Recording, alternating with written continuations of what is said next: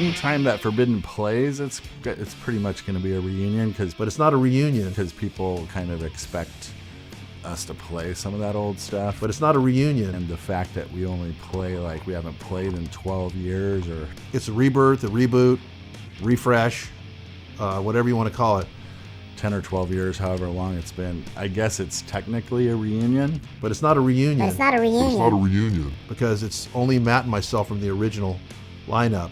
If you would have asked me about 9 months ago, even a year ago, as a matter of fact, on Facebook, I came across a post from a year ago on April Fool's Day.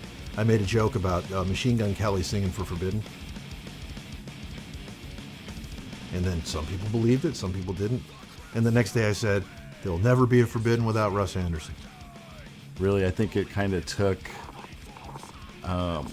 Craig getting excited again, because I got a phone call from Craig about doing it, and I was like, For me, it was a phone call from Craig officially saying, hey, we're going to reboot this.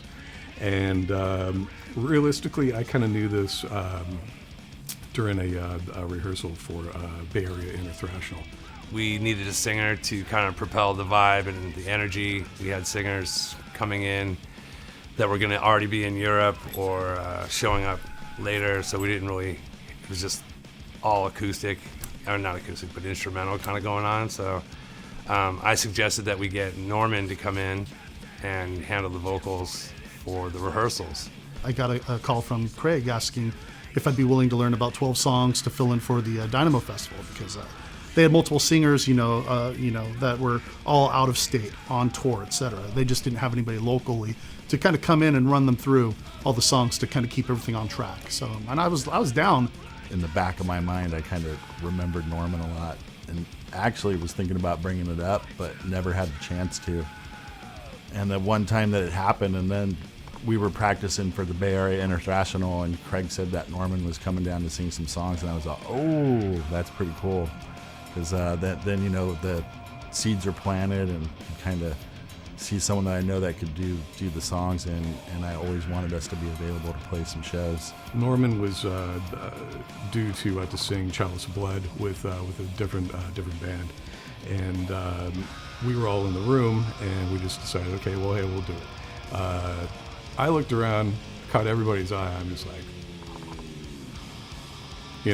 this is what's going on here. This is how I remember it. And sometimes you don't remember things the way they happen, but this is the way I fucking remembered it, all right?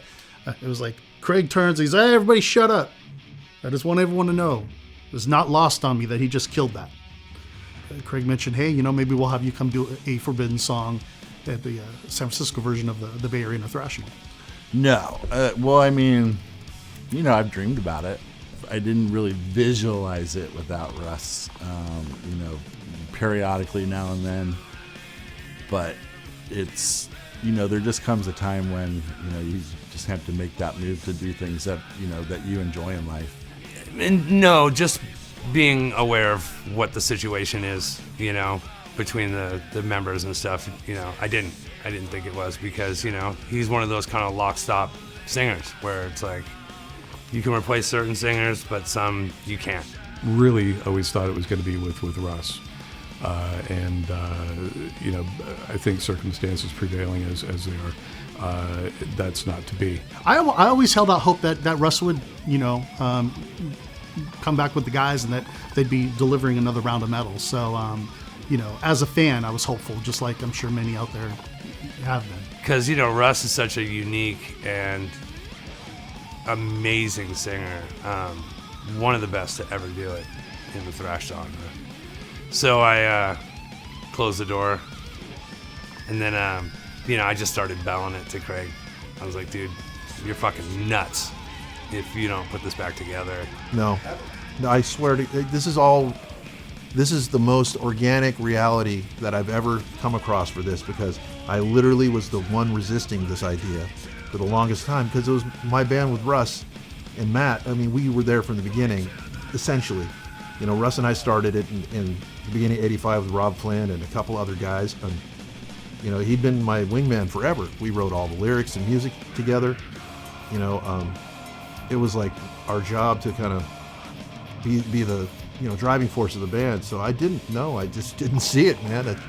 And there's a lot of things telling me it's the right time to do this. Basically, ultimately, Craig's decision, and when he gave me a call, telling me that Norman was going to be the singer, I was like, okay, cool. Yeah, it's worth mentioning, telling everyone that the band is kind of rebooted and making a little bit of a rise. Part of me thinks that if I wasn't at that show, I might not have been that I wouldn't have come to mind as somebody. So sometimes the universe works in a weird way.